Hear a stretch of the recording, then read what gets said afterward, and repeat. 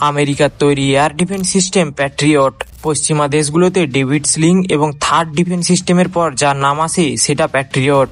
Russia Ukraine যুদ্ধ থেকে শুরু করে মধ্যপ্রাচ্য সংঘাত, এই সিস্টেমের ব্যবহার নিয়ে এখন দুনিয়া জুড়ে আলোচনা চলছে। প্যাট্রিয়টের ফুল ফর্ম হলো phase array tracking radar to intercept of target. এটা হচ্ছে আমেরিকার তৈরি একটি অত্যাধুনিক surface to air missile defence system.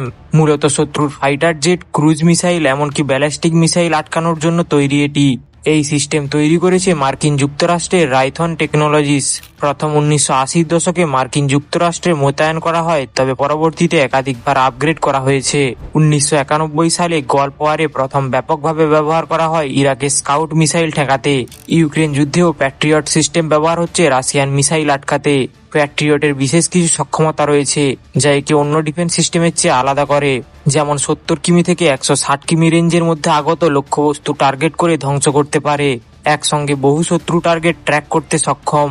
এর রাডার সিস্টেম আবার এক বিশেষ ধরনের, যেটা 360 ডিগ্রি কভারেজ দেয়। তবে ভারত সরাসরি প্যাট্রিয়ট সিস্টেম ব্যবহার করে না, তবে ভারতের কাছে এর থেকে উন্নত নিজেদের সিস্টেম আছে, যেমন বারাক 8, S-400, ট্রায়াম্ফ ইত্যাদি।